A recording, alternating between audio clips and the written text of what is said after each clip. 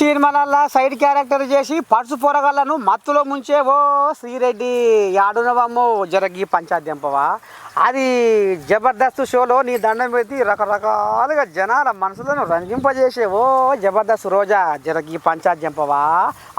మీరిద్దరైతేనే ఈ పంచాయతీ దింపుతారు అని అనుకొస్తుర్రులా ఏపీ జనాలు.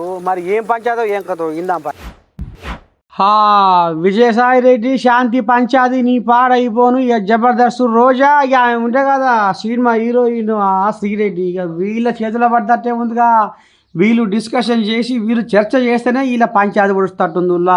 మరి ఏం సకదానం ఉంది ఆ పెద్ద మనిషికి. 68 నాకు 38 ఏందో లేనిపోంది అంటగట్టి నన్ను బదనామం చేస్తున్నారు, నా మీద నింద చేస్తున్నారు.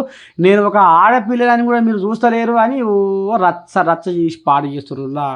ఏం చేయాలను ఏవో ఈ సోషల్ మీడియా సంగపోలు ఒకటి ఎత్తుకోలు మొత్తుకోలు వీళ్ళు దంచి కామెంట్లు పెడుతుంటే నాకు ఏ పాపం పెరగదని పాపం ఆ బిడ్డ చెప్పుకొస్తుంది. మరి రాంగా ఇది అంటారు చూడు, పాపం పంట పడితే మరి షెడో పడో వ్యవహారం కింద అవుతుందా మీద అవుతుందా తారుమారు వ్యవహారం అవుతుందా లేకపోతే చక్కగా పోతుందా అనేది రేపు చూడవలసి వచ్చిందిలా. ఎందుకంటే విజయసాయి రెడ్డి కూడా మరి పెద్ద మనిషి ఒకటి ఆంబాయం వెళ్ళబోసుకుంటుండు మైకుల ముందర. అరే నాకు ఏ పాపం తెలియదు మా వైసీపీ వాళ్ళే కొంతమంది టీడీపీ వాళ్ళతో ఈ రకంగా లోపటంగా రాసుకొని పూసుకొని తిరుగుకుంటా వాళ్ళతోని అంటగాగి నా మీద లేనిపోని బదనాం చేస్తుర్రు. చెప్తా ముందర పోయి ఏం చేయాలనో ఎప్పుడు చెప్పాలనో ఏ టైంలో చెప్పాలనో నాకు తెలుసు. అది ఎప్పుడు కత్తిరియాలనో వాళ్ళే అని నాకు అన్నీ కడుపులో పేరుకొని ఉంటున్నా. రాబోయే రోజుల్లో చూస్తారు నా కథ ఏందో, నా దమ్మేందో, నా ధైర్యం ఏందో అని. విజయసాయి రెడ్డి పాపం అక్కడ శాంతి ఏమో ఒకటి దండం పెడితే తిన్నకుడు పెయ్యి పడకుండా వల అని వలపోస్తుంది. మరి కొసకు ఈ పంచాయతీ ఎట్లయితుందో ఏం పొద్దో కానీ మొత్తానికైతే సోషల్ మీడియా సంఘపోళ్ళు రచ్చ చేస్తున్నారు ఈ పంచాయతీని. ఇద్దరు మోటార్ సైకిల్ మీద నిన్న విజయవాడకి మా ఇంటికి వచ్చారట. ఆ ఫోటో కూడా వీడియోలో రికార్డ్ అయింది. వీడెవరో తెలుగుదేశం పార్టీకి చెందినటువంటి ఒక లేడీ, ఒక పురుషుడు.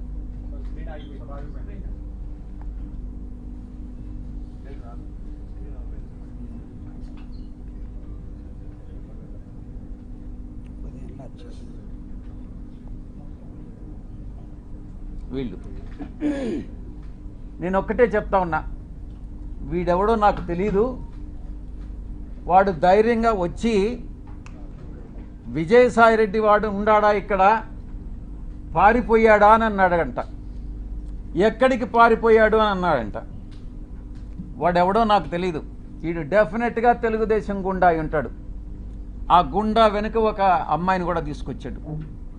నేను ఒక్కటే చెప్తా ఉన్నా, ఎవరైనా కూడా, నేను ఈరోజు ఇక్కడ వచ్చాను, నాకేం సెక్యూరిటీ లేదే, ఏ ఒక్క పోలీసు నా దగ్గరికి రాలేదే, నాకు పర్సనల్ సెక్యూరిటీ కూడా లేదే, నేను ధైర్యంగా వచ్చా. వీడెవడో టైం చెప్పి నువ్వు పలాని దగ్గరికి రా అని చెప్తే ధైర్యంగా నేను ఒక్కడనే వెళ్తా.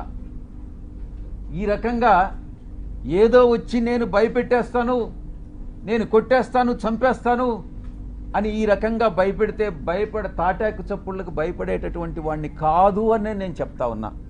పత్రికాముఖంగా చెప్తా ఉన్నా, వీడికే చెప్తా ఉన్నా. నువ్వు టైం చెప్పరా, నేను వస్తా. లేదా నువ్వు మా ఇంటికి వచ్చి వాడు విజయసాయి రెడ్డి గారు ఎక్కడ అన్నావు కదా, నువ్వే చెప్పు, మీ ఇంటి అడ్రస్ చెప్పు, నేను వస్తా, చూసుకుందామని అన్నటువంటి విషయాన్ని నేను చెప్తా ఉన్నాను. నేను దీన్ని బట్టి ఒకటే అర్థం చేసుకోవాలి, ఏ ప్రభుత్వం అధికారంలో ఉన్నా, ఏ కూటమి అధికారంలో ఉన్నా, మేము ప్రతిపక్షంలో ఉన్నా భయపడే ప్రసక్తి లేదు. మళ్ళీ తిరిగి వైఎస్ఆర్ కాంగ్రెస్ పార్టీ 5 సంవత్సరాల కాలంలో మళ్ళీ అధికారంలోకి వస్తుంది. మధ్యంతర ఎన్నికలు కానీ వస్తే మళ్ళీ కూడా అధికారంలోకి వస్తుంది. ఎవరైతే తోక ఆడిస్తున్నారో ఆ తోక ఆడిచ్చే వాళ్ళందరినీ తిరిగి కత్తిరిస్తామని నేను పత్రికాముఖంగా చెప్తా ఉన్నా. ఇక బాబాసాహెబ్ అంబేద్కర్ గారు రాజ్యాంగాన్ని రూపొందించినప్పుడు రాజ్యాంగ రూపకర్త 4 స్తంభాల్ని నిర్మించారు. ఒకటి పార్లమెంటు, రెండు బ్యూరోక్రసీ, జ్యుడిషియరీ.